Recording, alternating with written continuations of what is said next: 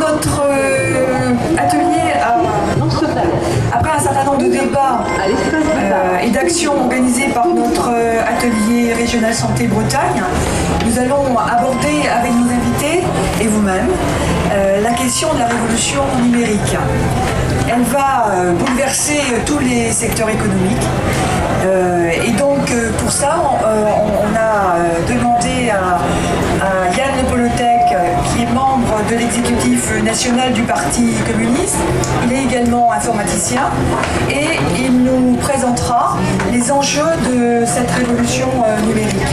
Les rapports de classe aussi, dans un environnement modifié, mais qui, d'évidence, conserve les mêmes concepts.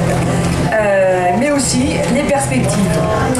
On a également Sophie Penn, qui est vice-présidente du Centre national du numérique, professeure à l'Université Paris-Descartes, anthropologue des pratiques numériques, qui abordera, elle, la place de l'humain et notamment dans cette période charnière successive entre ces deux mondes finalement.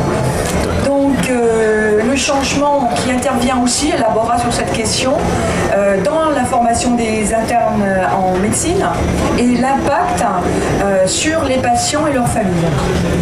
Isabelle Laurent,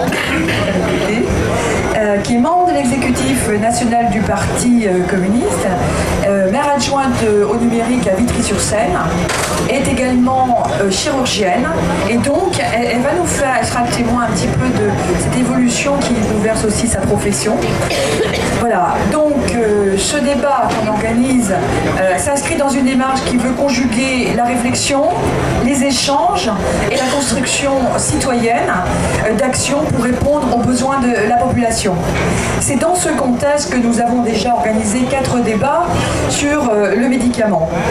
Et nous souhaitons bien évidemment poursuivre ce travail de popularisation des propositions qui avaient été déjà élaborées au cours de ces débats. Et je vois également Thierry Baudin, qui est responsable CGT de Sanofi et qui avait participé l'année dernière également sur l'élaboration de ces propositions. Donc nous avons Irène Frachon, qui nous fait la gentillesse de répondre à notre invitation pour témoigner, et lanceur d'alerte et pneumologue au CHU de Brest, qui fera le point sur le combat qu'elle mène avec beaucoup de courage et de ténacité avec les patients victimes du Mediator contre Servier. Alors cette entrée en matière elle nous permettra de mesurer l'influence et la mainmise de ces multinationales sur un des biens communs qu'est le médicament. Mais aussi de faire la démonstration qu'il faut les combattre, sans se poser la question s'il est crédible ou non de le faire, mais d'autant que ces multinationales entendent bien s'impliquer dès à présent, elles, et de prendre pied dans cette révolution numérique, et notamment par l'utilisation des données de santé, appelées Big Santé. Alors voilà, tous ces mots et ces termes, eh bien, on va commencer à se familiariser avec, et donc on va commencer par l'intervention d'Irène, qui elle, va, de plein pied, va nous donner, on va rentrer dans le sujet immédiatement. Voilà. Bonjour, merci. Bon, je suis très heureuse de revenir encore cette année. C'était important, de Brest ce matin, mais c'est important. En fait, moi, je suis toujours dans le témoignage et aujourd'hui sur le Mediator, obsessionnel depuis des années. Et je vais revenir brièvement. En fait, ça va être un petit peu une transition vers des personnes qui sont plus spécialistes et qui ont plus réfléchi à ces questions des big data. Mais vous allez voir simplement et brièvement comment dans l'affaire du Mediator, j'en suis arrivée à des observations cliniques à l'utilisation de big data. Alors, très rapidement, donc c'est un petit récit, mais qui, je pense, est intéressant pour comprendre les enjeux qu'il y a derrière, en bien et en moins bien. Dans l'affaire du Mediator, si je résume l'affaire, début 2009, je suis pneumologue, médecin praticien à l'hôpital de Brest, et je me suis aperçue que certains patients ont des pathologies cardiaques et pulmonaires très graves, et je suspecte le Mediator d'être à l'origine de ces complications très graves. Pourquoi je suspecte ça? C'est parce que j'ai déjà enquêté depuis 2 ans sur cette question-là, car je suspecte le Mediator d'être en fait un coupe-faim, et j'ai été témoin d'un premier scandale qui a impliqué Servier 10 ans auparavant et qui concernait un coupe-faim qui s'appelait l'isoméride. Donc c'est vraiment toute une enquête comme ça qui aboutit à cette question-là en 2009. Est-ce que ces patients que je vois qui ont des valvulopathies cardiaques ou qui ont des atteintes des vaisseaux pulmonaires très pathologiques, parfois mortelles, est-ce que c'est lié au Mediator ou est-ce que je suis complètement folle? Et il y a de quoi se poser cette question-là puisque le Mediator est commercialisé depuis 1976. Donc nous sommes en 2009 et comme dirait l'autre, ça se saurait si ça posait un problème. Donc est-ce que je rêve? Et là, moi j'ai juste quelques observations de patients qui sont bien faites, mais finalement je suis bloquée. Comment aller plus loin? Et tout à coup, j'ai une première idée, c'est que je me dis, nos patients à Brest, on les code. Alors ce que vous savez, vous savez pas, c'est que quand vous allez à l'hôpital, et que vous allez sortir de l'hôpital après une hospitalisation, les pathologies pour lesquelles vous avez qui ont été diagnostiquées vont être codées. Il y a un service informatique très, très important au sein de l'hôpital, et quand on fait le compte-rendu d'hospitalisation, on donne des noms de diagnostics principaux, secondaires. Par exemple, vous êtes rentré pour une appendicite, mais on sait aussi que vous avez des problèmes cardiaques, etc. Tout ça passe sous la forme d'un codage qui est assez précis et qui se précise de plus en plus, et qu'on appelle le PMSI, donc le programme médical informatisé, de suivi informatisé. Et à quoi ça va servir? Eh bien, ça va servir pour l'hôpital à produire une facture. C'est-à-dire qu'on sait que le coût de prise en charge d'une appendicite, c'est tant. Si c'est un malade qui a en plus des complications cardiaques, ça va coûter plus cher parce qu'il y a plus de complications possibles. Donc ça fait monter le prix, etc. Et donc l'hôpital va être remboursé, si vous voulez, des frais engagés grâce à l'émission d'une facture qui repose sur ces codages. Donc le but initial, on est passé, comme vous le savez, du budget global des hôpitaux à un budget qui est remboursé sur la T2A, qui est donc tu m'arrêtes si la tarification à l'acte, d'activité, pas à l'acte, c'est pas du libéral, mais tarification à l'activité.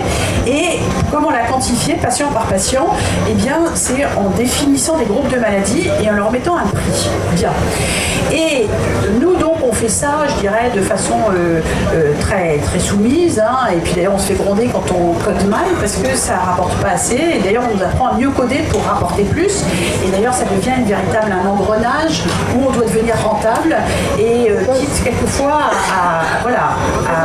à moins s'intéresser à ce qui est nécessaire pour le patient pour aller plutôt vers un codage productif.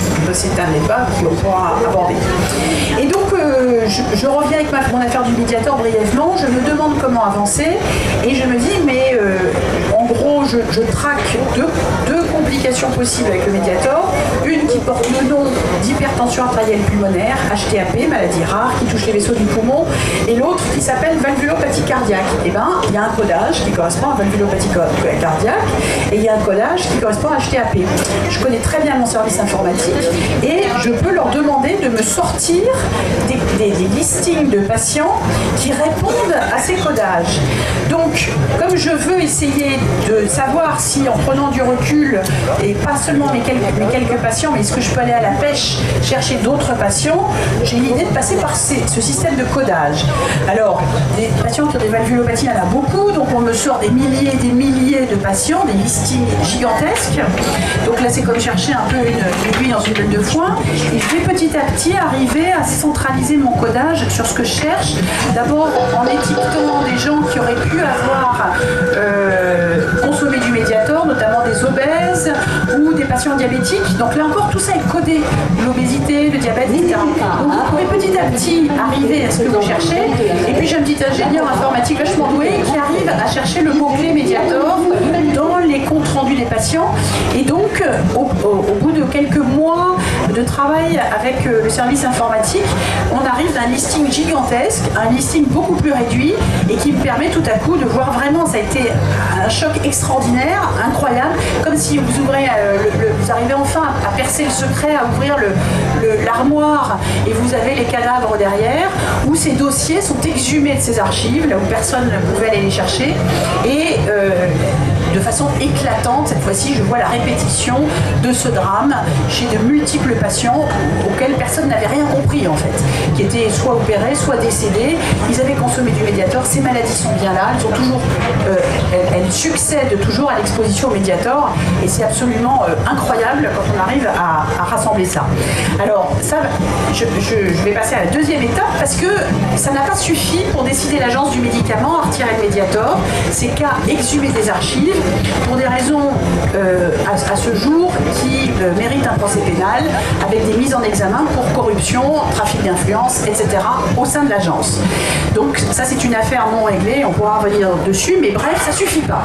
Donc il faut que j'imagine un autre système pour prouver le lien entre des patients et l'exposition Mediator. Et donc là je vais ressortir ces data, ces immenses data de l'hôpital, et je vais faire ce qu'on appelle des études épidémiologiques, c'est-à-dire qu'avec un centre de recherche et des spécialistes de ce type de recherche, on va croiser des données pour prouver un lien statistique entre certains types de valvulopathie et l'exposition au Mediator. Et je vais aller de nouveau devant l'agence du médicament avec le résultat de ces études, qui s'appelle l'étude cas témoin, et qui permettent d'avoir un lien statistique très fort. L'agence va quand même ils sont tellement liés avec Servier qu'ils vont tout faire pour critiquer ces études très violemment, et même si petit à petit on les coince, ça reste très dur.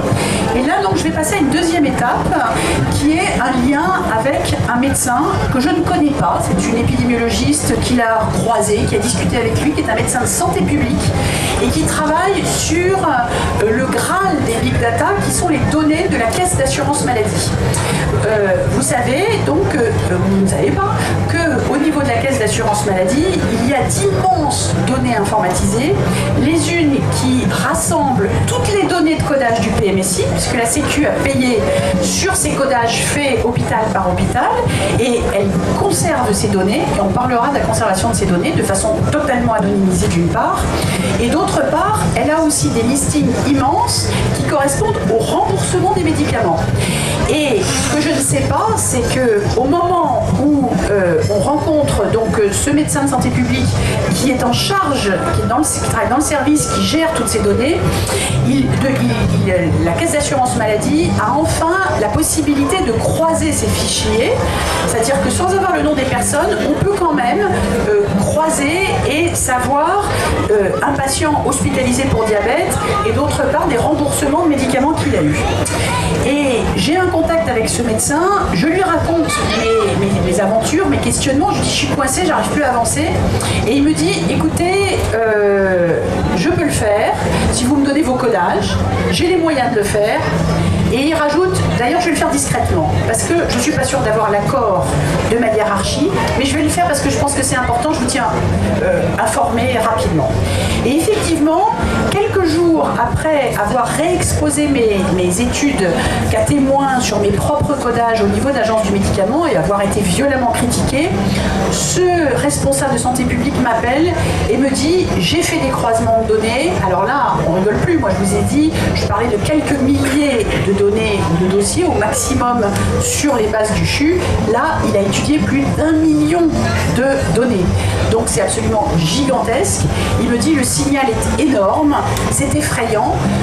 Le Mediator effectivement est lié à des taux de complications énormes, cardiovasculaires, et j'avertis instantanément ma hiérarchie. Il va avertir sa hiérarchie qui va transmettre cela donc à l'agence du médicament, et puis voilà, après va s'en suivre tout un tas d'événements qui vont aboutir d'une part au retrait du Mediator et un an plus tard seulement à l'éclatement du scandale, après que j'ai posé la question dans un livre qui a été censuré par la justice à la demande de Servier, qui s'appelle la question combien de morts, et c'est encore la réutilisation de ces données, de ces big data, qui va permettre de répondre à la question et de dire ça a fait des centaines et des centaines de morts, probablement plus de 2000. Voilà, donc en fait je suis arrivée à un moment charnière où pouvaient se croiser des données, où la question de la confidentialité, où la question du stockage de ces informations, par exemple le Mediator, on n'a pas pu remonter avant 2006 parce que les données étaient effacées. Et ça aboutit à la loi Bertrand et un certain nombre d'évolutions législatives, et on s'est rendu compte que c'était majeur, qu'il fallait pouvoir utiliser ces données, qu'il fallait pas les détruire trop vite, qu'on avait une mémoire énorme et qu'elle permettait de retracer, notamment en pharmacovigilance. Ça a été le cas après avec les pilules, très récemment avec la dépakine, etc., dont on pourra reparler. Donc il y a une utilisation vertueuse, absolument extraordinaire de ces données, mais on va parler aussi, bien sûr, à l'affût derrière, il y a les pompes Afrique, que sont les grands labos pharmaceutiques, et qui aimeraient utiliser ces données, non pas pour la pharmacovigilance, mais au contraire pour élargir leur audience. Et c'est vraiment toute la question donc de je dirais du dévoiement de l'utilisation de ces données qui sont un trésor national.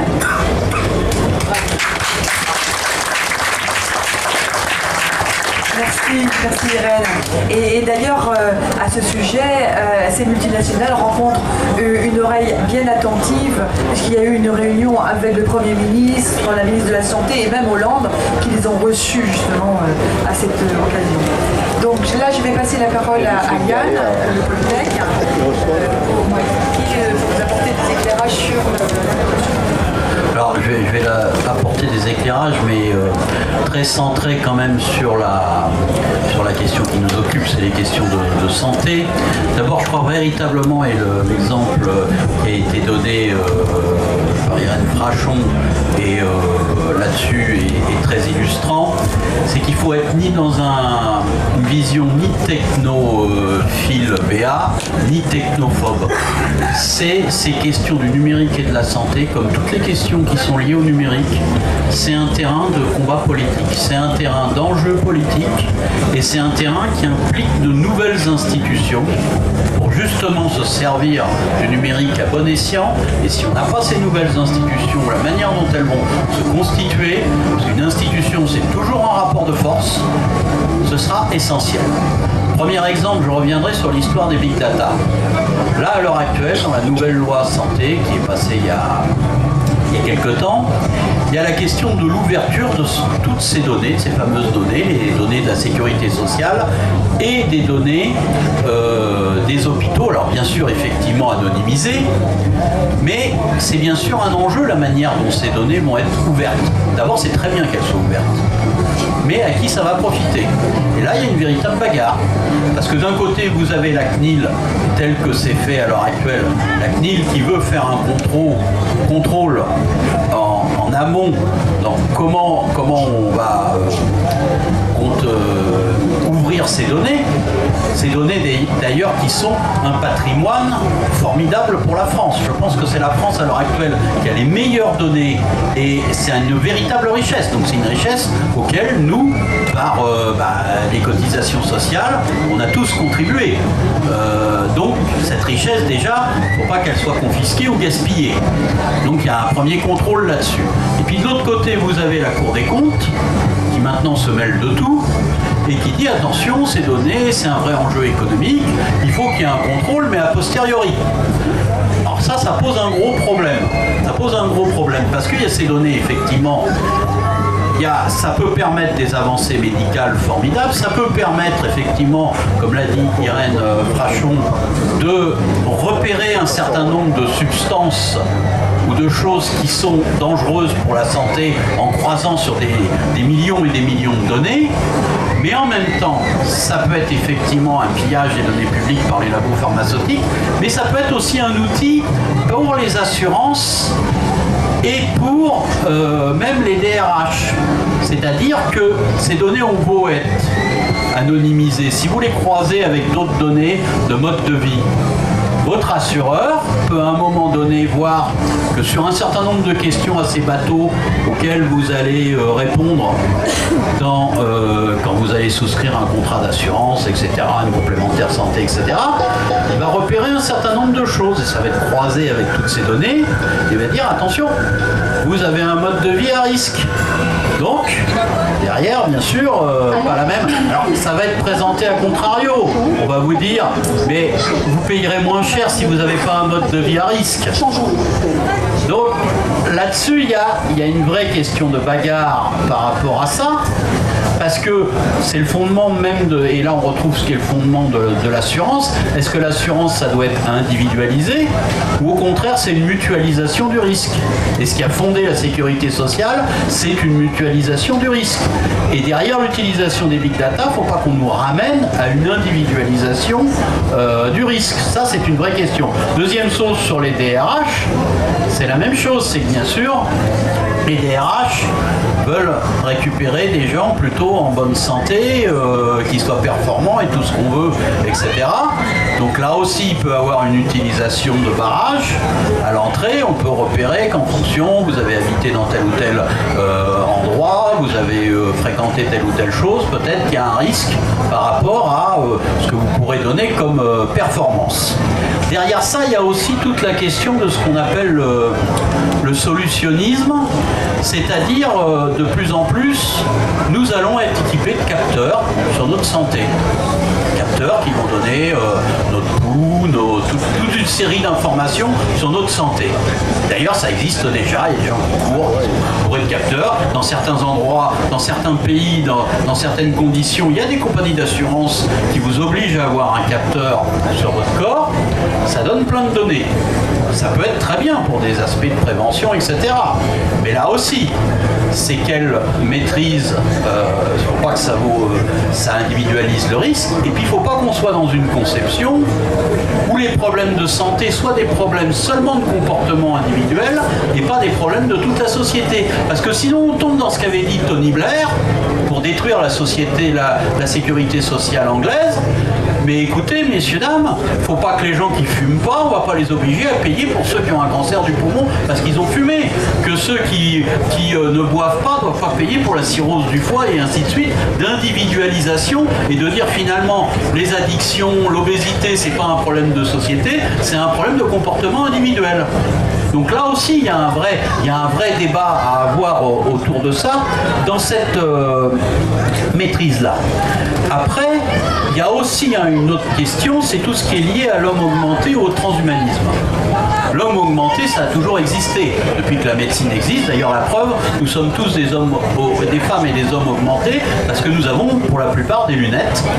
Et heureusement d'ailleurs, parce que sinon, ça nous rend plus efficaces. Le problème, c'est quand là aussi, ça demande du débat public, des institutions, du contrôle politique, c'est comment est-ce qu'on conçoit cette conception de l'homme augmenté. Effectivement, ça peut être des exosquelettes, pour les gens qui ont des problèmes de motricité, etc. Il y a plein de choses qui peuvent être faites, mais d'abord, qui va en profiter?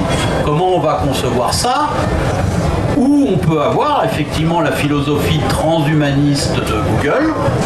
Google qui a un programme qui est plus qu'un programme économique, mais qui est aussi un programme politique par rapport à ça, qui est sur une philosophie que finalement, d'une certaine manière, les êtres humains, c'est un peu comme des machines, ils sont buggés.